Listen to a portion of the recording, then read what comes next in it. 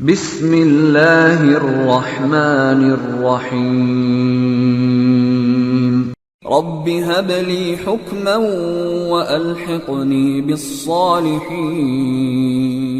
औज़ु बिल्लाहि मिनश शैतानिर रजीम। बिस्मिल्लाहिर रहमानिर रहीम। रब्बि इश्रह ली सदरी व यस्सिर ली अमरी वहलुल उक़दतम मिन लिसानी यफ़क़हू क़ौली। अस्सलामु अलैकुम। सवाल और जवाब का जो एपिसोड है उसको आगे बढ़ाते हुए हम हज़रत तमीम तारी रज़ी अल्लाह तआला अन्हु की तरफ चलते हैं। उस हवाले से कुछ क्वेश्चंस हैं, कुछ एक्सप्लेनेशंस हैं जो कि रिज़वान मैंने आई थिंक काफ़ी डिटेल से बताने की कोशिश की है पहले भी एपिसोड में, लेकिन मज़ीद क्वेश्चंस को देखते हुए सर आप उसको एक्सप्लेन करें थोड़ा। जी, मैं उसको एक्सप्लेन करता हूँ। पहले मैं रिक्वेस्ट करूँगा सबसे कि हमारा जो इस्लाह चैनल का होम पेज है, आप प्लीज़ वहाँ जाया करें और वहाँ पर जो कम्युनिटी का एक आइकॉन बना हुआ उसको क्लिक करेंगे तो आपको जो अपडेट्स मैं कोशिश करता हूँ डालते रहने की, 1 दिन बाद या 2 दिन बाद, तो वहाँ से चीज़ें काफ़ी आपको मिल जाया करेंगी। जो मैं मैसेज देना चाहता हूँ वो आपको मिल जाया करेगा, क्योंकि मैं वीडियोज़ नहीं बना पाता हूँ दूसरे चैनल्स की तरह, क्योंकि मेरे लिए मुश्किल है ज़्यादा वीडियोज़ बनाना। प्रॉबेबली 2-3 महीने में 1 वीडियो या 2 वीडियो मैक्सिमम। अभी हम सेशन 1 करेंगे, ये जो भी हम कर रहे हैं इसके हम डिफरेंट पार्ट्स बना देंगे तो वो 5-6 वीडियोस शायद बन जाए या 4 बन जाए, आई डोंट नो, लेकिन वो सेशन हमारा एक ही होगा। तो ये सेशन बनाना बड़ा मुश्किल होता है मेरे लिए, तो एक सेशन में हम कोशिश करते हैं ज़्यादा चीज़ों को कवर कर लें ताकि उसके पार्ट्स बन के आप तक हम वीडियो शेयर कर लें, लेकिन मैं ये रेगुलर बेसिस पे नहीं कर सकता हूँ, मुश्किल है मेरे लिए। उसके लिए माज़रत चाहता हूँ आप लोगों से। मैं इसलिए वो जो हमारा कम्युनिटी का जो हिस्सा है वहाँ पर मैं अपने इस्लाह चैनल के पेज पे, यूट्यूब के, वहाँ पे मैं चीज़ें शेयर करता रहता हूँ। तो मेरी रिक्वेस्ट है कि आप उसको गाए-बगाए कभी-कभी जब भी आप जाते हैं ऑनलाइन या यूट्यूब पे, तो वहाँ से आप प्लीज़ अपडेट्स आपको मिल सकती हैं।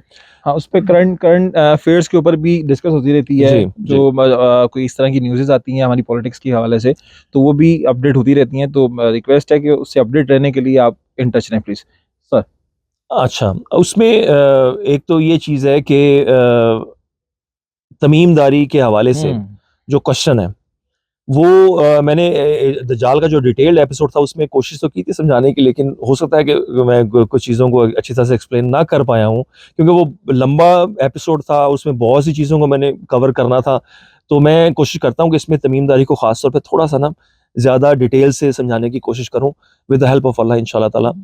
अच्छा। उसमें ये है कि तमीमदारी जो है इस्लाम लाने से पहले का वाक़या है। ओके। वो मदीना जब इस्लाम लाते हैं, कबूल करते हैं, तो रसूलुल्लाह सल्लल्लाहु अलैहि वसल्लम की खिदमत में जब हाज़िर होते हैं तो उनको फिर अपना ये वाक़या बताते हैं। हुँ, हुँ, हुँ। और इस वाक़ये पे मोहर नबूवत लग जाती है जब रसूलुल्लाह सल्लल्लाहु अलैहि वसल्लम सारे मदीने के लोगों को बाकायदा ऐलान करके इकट्ठा करके बुलाते हैं, और वहाँ पर फिर ये पूरी डिटेल से ये हदीस जो तमीमदारी वाली है ये हमें मिलती है।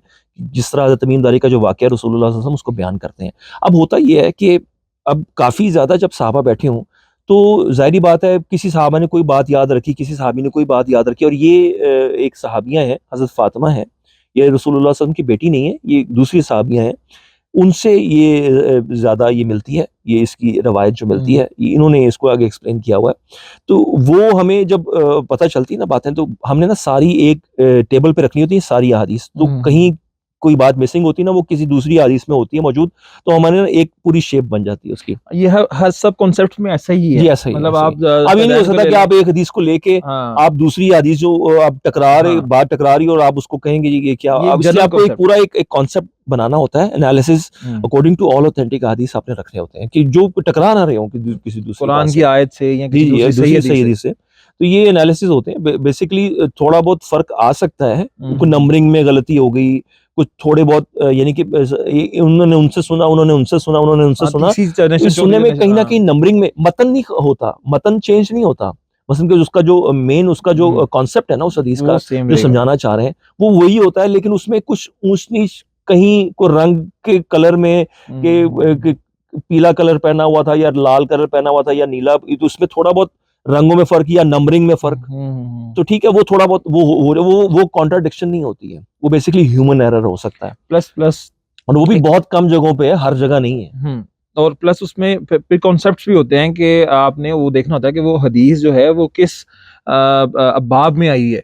तो आप ये भी नहीं कर सकते खैर वो बाब तो खैर वो मुहद्दिसीन ने बाद में ही बांधे हैं ना, हमने तो बेसिकली उसका मतन देखना होता है कि किस टॉपिक के ऊपर बात है, उन्हें उस टॉपिक को लेना होता है। बहरहाल बाब भी हेल्प कर देते हैं क्योंकि मुहद्दिसीन ने बहुत काम किया होता है उस पे, एग्जैक्टली बाब भी हेल्प कर देते हैं, लेकिन हर दफा जरूरी नहीं होता कि बाज वक्त बहुत सी एंड ऑफ टाइम्स की हदीस दूसरे बाब से पड़ी होती मिल है। जाती है। एंड ऑफ टाइम के हवाले से नहीं, मैं जनरल बात कर रहा जी था, जी उसमें लोगों का ये क्वेश्चन आता है कि नहीं ये तो उसको उस एंगल से देखना पड़ता है जिस एंगल से मुहद्दिसीन ने आगे ताबई और तबा ताबई से सुन के जैसे मेंशन किया हुआ है, तो वो यकीनन सनद का मतलब यही होता है कि वो उस कॉन्सेप्ट को आपको प्रेजेंट करें तो आप उसको पूरे को लें, ना कि अपनी मर्जी की ले लें और बकाया की छोड़ दें।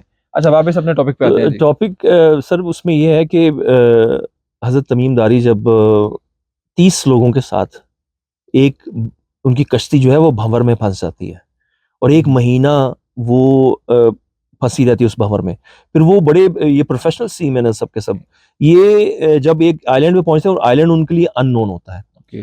अब बेसिकली मैं पहले आपको लुबे लुबाब समझा दूं पहले ही, ताकि लोगों का कॉन्सेप्ट क्लियर रहे।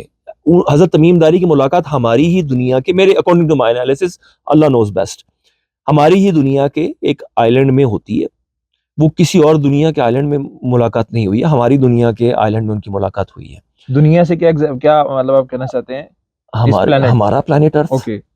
ठीक है, तो क्योंकि ये ना लोग समझ लें कि वो शायद किसी और प्लेनेट में चले गए, उस वर्म होल की, जिससे हमने एक्सप्लेन किया था, हजरत मूसा की हजरत खजिर की जो मुलाकात थी वर्म होल के जरिए थी, दूसरे प्लेनेट में चले गए थे। लेकिन यहाँ ये वो चीज़ नहीं है, यहाँ ये इनका पूरा शिप है, ठीक है, और ये एक भंवर में फंस गए हैं और ये अननोन आइलैंड में जाते हैं। और इसको परफेक्टली एक्सप्लेन मैं करता हूँ कि किस तरह ये चीज़ समझ में आ रही है कि हमारे ही दुनिया में उनकी मुलाकात हुई है। इस चीज़ को मैं एक्सप्लेन कर देता हूँ। जब वो उस पहुंचते हैं तो वहां पर उनको एक शैतान नुमा चीज़ मिलती है, उसको खुद भी वो शैतान समझ रहे होते हैं।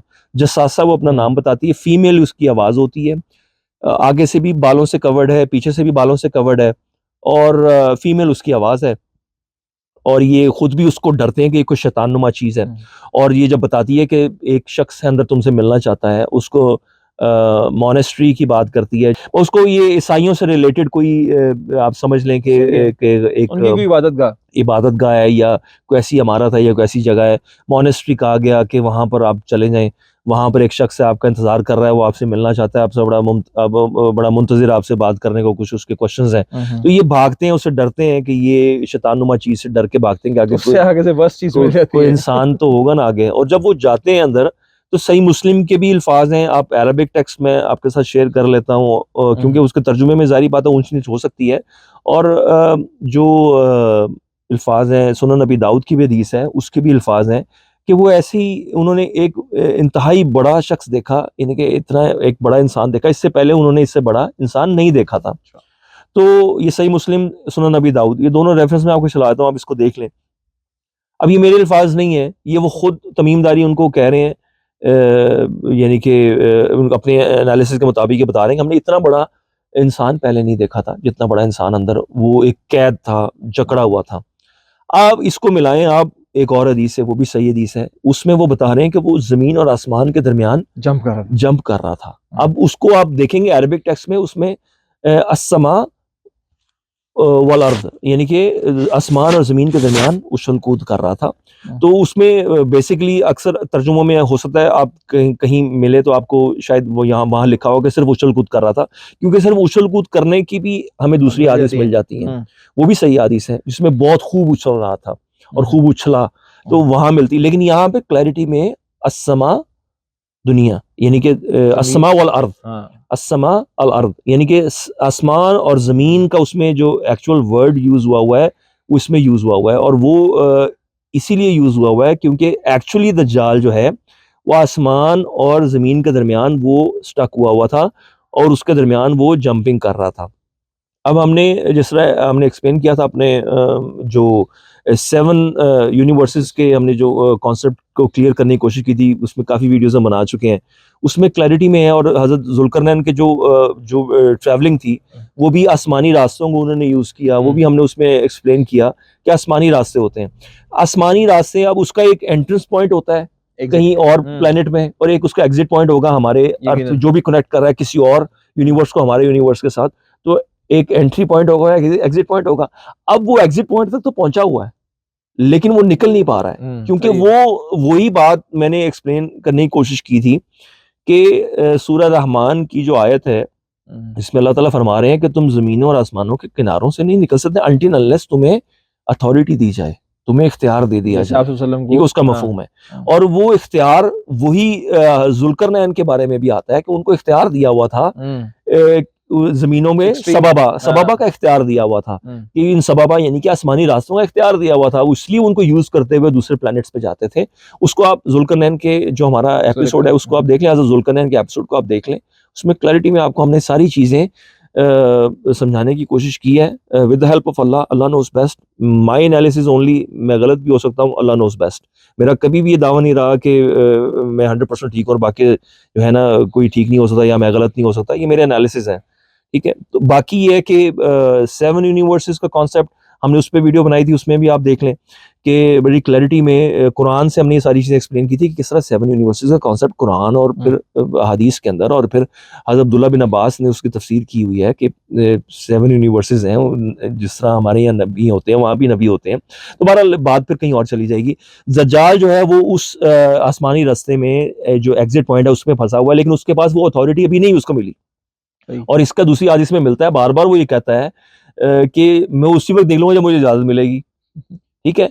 अब क्वेश्चन ये है कि आया क्या वो अभी तक उसी आसमानी रास्ते में फंसा हुआ है? मैं नहीं समझता। मेरे एनालिसिस के मुताबिक वो सिर्फ कुछ अरसे के लिए उसने उसको वो मिला, वो आसमानी रास्ता जिसको उसने यूज करने की कोशिश की लेकिन यूज नहीं कर पाया, और वो उसके बाद फिर जब भी उसकी क्लोजिंग हुई है उस रास्ते की तो वो वापस चला गया जिस प्लेनेट में था, और वो उस वक्त वो हज़रत तमीमदारी उसको वहां मिल गए थे, और वो कितना अरसा वो खुला रहा, कितना अरसा स्टक रहा, अल्लाह नोज़ बेस्ट। लेकिन अभी वो इस वक्त उसी रास्ते में मौजूद नहीं है, क्योंकि आप ये समझ लें कि हमारा जो इस वक्त सैटेलाइट सिस्टम इतना स्ट्रांग है कि अब हम जैसा यहाँ बैठे हैं, यहाँ पे अगर आप दो कैन रख देंगे ना, एक कोक का और एक पेप्सी का, तो सैटेलाइट सिस्टम इतना स्ट्रांग है, बता देगा कि कौन सा पेप्सी का कैन है और कौन सा कोक का कैन है।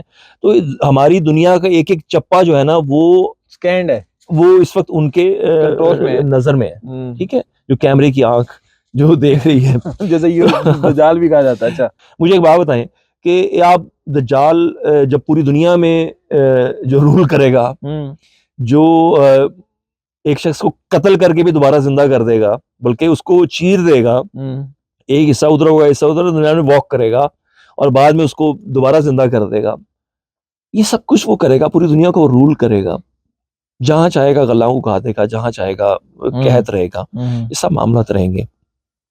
वो अपने आप को जंजीरों से नहीं आजाद करा सकता। नहीं, वो तो अल्लाह की मशीयत है। ये तो आप हर चीज ऐसे ना करें, कोई लॉजिकली मुझसे बात करें। देखिए मेरी बात सुन, हम लॉजिक से बात करें ना, हम हर चीज इस तरह नहीं कर रहे कि ऐसे हो जाता है ऐसे होता है, वो तो फिर हर चीज भी ऐसे हो जाती है, फिर लीव एवरीथिंग। देखिए जब हम लॉजिक से बात करें तो फिर हम लॉजिक से बात कर रहे हैं।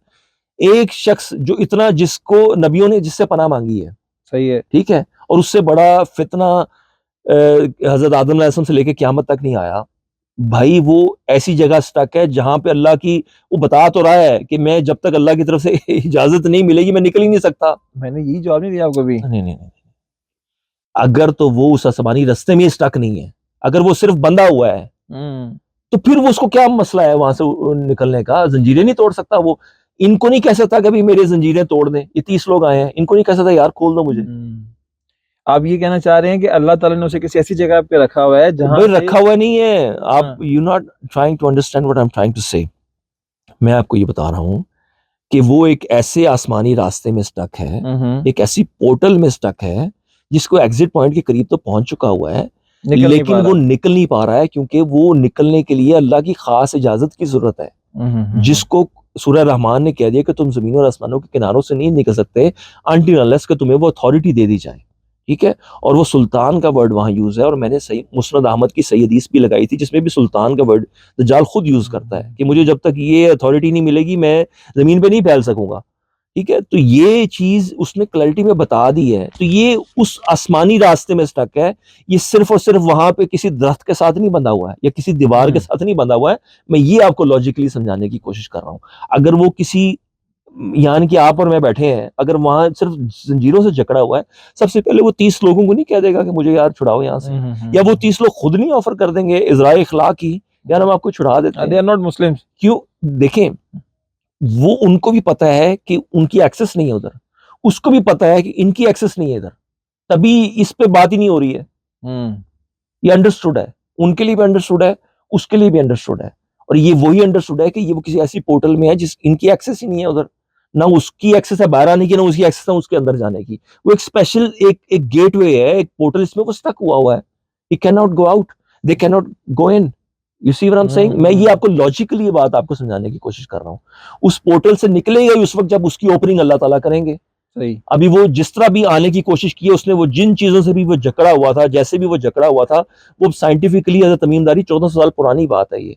वो उस तरह उसको नहीं समझ पाए होंगे, क्योंकि आज लोग इस चीज को बड़ी मुश्किल से समझने के करीब आ रहे हैं। तो 1400 साल पहले का शख्स जो कि साइंटिफिकली नॉलेज जीरो है लोगों का, समझ रहे हैं ना बात को, तो वो उन्होंने जो देखा, उन्होंने उसे जिस तरह समझाने की कोशिश की, वो मैक्सिमम जिस तरीके से समझा सकते थे, यही उन्होंने कह नहीं दिया आसमान और जमीन के दरमियान वो चल रहा है। इससे ज्यादा वो क्या समझाते, क्योंकि वो इतना तो साइंटिफिकली नहीं चीजों को समझ पा रहे हैं। आगे कंटिन्यू करते हैं। तो बेसिकली मेरे एनालिसिस है, मैं फिर वही कहूंगा, अकॉर्डिंग टू माय एनालिसिस, वो दज्जाल किसी ऐसे आसमानी रास्ते के अंदर स्टक था जो हमारी दुनिया के किसी आइलैंड में था, लेकिन अभी वो इस वक्त नहीं है वहां पे। अगर अभी होता तो वो यहूदी पहुंच के उसको छुड़ा चुके होते। यहूदी तो कब से इंतजार कर रहे हैं उसका।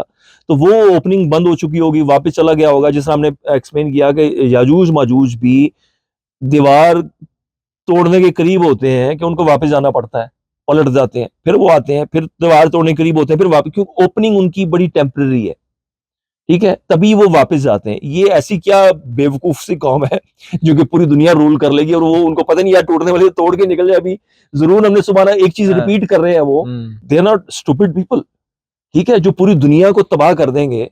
इंसान छुपते फिरेंगे उनसे। इवन क्या ईसा अलैहिस्सलाम को अल्लाह ताला वही फरमाएंगे, हदीस के अल्फाज है, सही मुस्लिम की हदीस है, अल्लाह ताला वही फरमाएंगे कि मैं ऐसी कौम नाजिल कर रहा हूँ। नाजिल का नजूल का वर्ड है वहां पे, ठीक है, सही मुस्लिम की हदीस है, उसमें नजूल का वर्ड है, आसमान से, जिस तरह कुरान की आयत है कि वो हर बुलंदी से उतरेंगे, ठीक है। तो वो इतनी डिटेल में मैंने याजूज माजूज का एपिसोड किया था, एक्सप्लेन की थी हर चीज। मैं फिर एक्सप्लेन कर देता हूँ कि याजूज माजूज हमारे प्लेनेट अर्थ पे मौजूद नहीं है, ठीक है, according to my analysis. Once again Allah knows best. क्यों रसूलुल्लाह सल्लल्लाहु अलैहि वसल्लम ने फरमाया, दलाइल है ना, हदीस से मैं दे रहा हूँ, हम वो उनकी रेशो 1:999, हमारे के मुताबिक वो 999, यानी कि अगर हम 7 बिलियन है वो 7000 बिलियन है, हम 8 बिलियन है वो 8000 बिलियन है। इवन लोग कहते हैं कि हम जी कम रह जाएंगे, कम रहने वाली भी आपकी बात 1/3 पे भी आ जाए, तो 8 बिलियन का 1/3 कर लें, 7 बिलियन का 1/3 कर लें, चलिए आप 1 बिलियन ही लगा लें, हम 1 बिलियन कर लें, तो वो फिर भी 1000 बिलियन तो फिर भी बनेंगे ना। आर्गुमेंट। तो 1000 बिलियन को हमारी सैटेलाइट भी नहीं पकड़ पा रही, कहाँ है वो। और वो कौन से ऐसे दो पहाड़ हैं जो कि 1000 बिलियन, मेरे हिसाब से तो 8000 बिलियन है, तो वो 8000 बिलियन को, और आप लोगों जो इतराज करते हैं वो 1000 बिलियन भी लगा लें, तो वो कैसे रह रहे हैं दो पहाड़ियों के नीचे। और चले दो पहाड़ियों के नीचे रह रहे हैं, वो दो पहाड़ियां अगर ऑस्ट्रेलिया में भी हैं या न्यूयॉर्क में, या वो अपस्टेट न्यूयॉर्क में चले जाए, वहां भी पहाड़ी इलाका है, तो वहां पर है, कनाडा में है, कहीं भी है, all the way east, all the way west आप चले जाए ना, वो आप अमेरिका और ऑस्ट्रेलिया ले ले, तो वो मुझे बताएं कि ऑस्ट्रेलिया की पहाड़ियों से उतरेंगे ना, फिर वो पूरी दुनिया की बुलंदियों से कैसे आएंगे। You see what I am saying? एक कॉमन सेंस है ना। कुरान का एक एक लफ्ज बड़ा कीमती है। कुरान ने कुल का लफ्ज यूज किया है कि हर बुलंदी से उतरेंगे, हर बुलंदी से उतरेंगे, सिर्फ एक बुलंदी से नहीं उतरेंगे। पूरी दुनिया का आप ग्लोब ले लें, उसमें उसने ऑस्ट्रेलिया में भी बुलंदी से उतरना है उस कौम ने, उसने अमेरिका में भी बुलंदी से उतरना है, उसने मिडिल ईस्ट में भी बुलंदी से उतरना है, उसने हर जगह बुलंदी से उतरना है। इस प्लेनेट के हर कोने पे कुरान ने कह दिया कि हर बुलंदी से उतरना है, तो हर बुलंदी से उतरना है। तो दो पहाड़ से उतरेंगे तो हर बुलंदी नहीं बनती। एक तो एक कॉन्ट्रडिक्शन आ गई आपकी, इन जो भी ये बनाते हैं, एनालिसिस करते हैं। और हदीस कह रही है कि नाजिल करेंगे अल्लाह ताला उनको, ये नाजिल करेंगे 1:999 की रेशो, नाजिल भी इन्होंने होना है। और ईसा अलैहिस्सलाम को अल्लाह ताला वही फरमा रहे हैं कि मैं ऐसी कौम उतार रहा हूँ, ऐसी यानी कि मखलूक उतार रहा हूँ जिसको तुम कत्ल नहीं कर सकते। भाई इमोर्टल्स हैं, they can not be killed. एक सिंपल लैंग्वेज यूज हुई है हदीस के अंदर। मैं हदीस आपके आगे रखता हूं, लेकिन फिर भी लोग पता नहीं क्यों, क्योंकि वो एक माइंडसेट को फॉलो करना चाहते हैं। मैं कहना चाह रहा था कि ये प्रॉब्लम ये है कि ऐसी बात करते हैं जिसके अंदर वो सहाबा को लाके और जज्बाती कर देते हैं कि दीन समझा जा चुका। ठीक है, चीजें अल्लाह जो सी ना अकबर। वो नहीं ऐसा नहीं है, देखें मैं यही कह ये रहा जो हूँ, चीजें हैं ना, जो साइंटिफिकली बाद में with the passage passage of of time time approve हुई हैं। ये क्लियर होनी थी। एंड ऑफ टाइम्स की बहुत सी चीजें with the passage of time, end of times yes, के दौरान ही होनी थी ना। देखिए इस दौर ने जब साइंस ने तरक्की करनी थी तभी हमने इनको डिकोड कर पाना था। रसूलुल्लाह सल्लल्लाहु अलैहि वसल्लम के जो मैसेजेस हैं वो डिकोड हुए हैं बाद में Aahista Aahista with the passage of time. देखिए यहाँ पे एक हदीस है ना आप वसल्लम की, सॉरी आपकी बात काट रहा हूँ, इसी जगह पे ही बड़ी अच्छी वो बात है, कहनी चाहिए कि आप वसल्लम ने फरमाया कि मेरी हदीस को तुम आगे बयान करो, तुमसे बेहतर लोग होंगे जो कि उसको डिग इन करके उसमें से फहम की बात है फहम ना। की बात है। तो देखिए तो वो पीछे जो, सॉरी मैं कहना ये चाहता हूँ कि आज से 100 साल पहले या 200 साल पहले इस चीज का फहम इस तरह से डेवलप होके नहीं आया हुआ था, उनकी देखिए मेहरबानी है तो मौलाना उन्होंने। मौदूदी ने इसको, मैंने उस एपिसोड में बड़ा क्लियर बताया था, मौलाना मौदूदी उस पर बड़ा काम कर रहे थे 7 यूनिवर्सिटीज के ऊपर। लेकिन वो उस वक्त 1979 में वो वफात पा गए हैं। जितना वो कर सकते थे उन्होंने किया, वो इस तक पहुंच गए थे, इस 7 यूनिवर्सिटीज के कॉन्सेप्ट तक बड़े क्लोज थे। लेकिन साइंस अभी उस तरफ जा रही थी। आपको पता है 1920 से पहले ये तस्वुर किया जाता था कि एक ही गैलेक्सी है हमारी, मिल्की वे गैलेक्सी। 1920 के बाद साइंस ने ये जुर्रत की, ये जसारत की थोड़ा सा आगे जाने की कि नहीं नहीं नहीं, there are other galaxies as well. More than this. और अब साइंस ये जुर्रत और ये जसारत कर रही है कि नहीं, there are other universes as well. इस पे डिबेट्स हो रही हैं, इस पे बकायदा पूरी दुनिया के माने हुए जो साइंटिस्ट हैं वो बैठ के डिबेट कर रहे हैं। एक पैनल वो बैठा हुआ है जो कहता है जी नहीं हमारा यूनिवर्स एक ही है, और एक पैनल बैठा हुआ जो कह रहा है नहीं देयर आर मल्टीवर्सेस। तो ये चीज, ये कॉन्सेप्ट करना शुरू हो ऑफ कोर्स इस पे डिबेट्स, जब डिबेट्स होनी शुरू होती है इसका मतलब है कि कुछ है, देयर इज समथिंग। बहरहाल एनीवे हमें तो कुरान ने बता दिया पहले से 7 यूनिवर्सेस का कॉन्सेप्ट, हमें कुरान ने बता दिया, हमें हदीस ने बता दिया। ये तो ये चीज क्लैरिटी में मेरे आप एपिसोड देख लें, उसमें बड़ी चीजें मैंने एक्सप्लेन की हुई हैं। मैं भी बात बड़ी लंबी हो जाएगी। बहरहाल coming back to the point वो यही है कि याजूज माजूज और ये दज्जाल ये इस वक्त हमारे प्लेनेट अर्थ पे नहीं है। हमारी सैटेलाइट सिस्टम फौरन देख लेगी अगर कहीं भी कुछ भी है। इतनी ह्यूज इतनी अमाउंट में अगर कोई मखलूक है तो वो सैटेलाइट सिस्टम उसको कैसे नहीं देख पा रही है ना। लॉजिकली हम बात करेंगे ना। अब मौजन तो फिर कुछ मौजज़ा तो फिर किसी भी चीज में हो सकता है। मौजज़े में तो मैं कुछ भी नहीं एक्सप्लेन कर पा सकता। Allah can do anything Allah wants. लेकिन अल्लाह ताला ने ही हमें कुरान और हदीस का नॉलेज दिया और इस पर गौर व फिक्र करने का अल्लाह ताला ने हमें हुक्म दिया है कि गौर व फिक्र करो। और ये हदीस एंड ऑफ टाइम्स की हमें इस पर गौर व फिक्र करना है। और दज्जाल को और याजूज माजूज को ये सब चीजें हमने हदीस से आपके आगे एक्सप्लेन की हैं। हर चीज हदीस से एक्सप्लेन किया है। कुरान कह रहा है कि ये आएंगे, हर बुलंदी से आएंगे, तो अल्लाह ताला कुरान में आपको ये बता रहा है। हमने तो सिर्फ गौर व फिक्र करना है ना।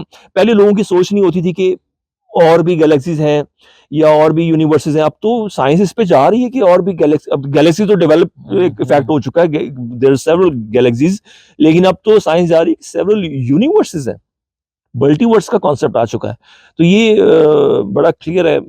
इससे ज्यादा मैं नहीं समझता कि thank you so much Rizwan भाई, आपने इसको बड़ी सी तरह एलेबरेट किया। आपकी एफर्ट्स के लिए जज़ाकल्लाह खैर।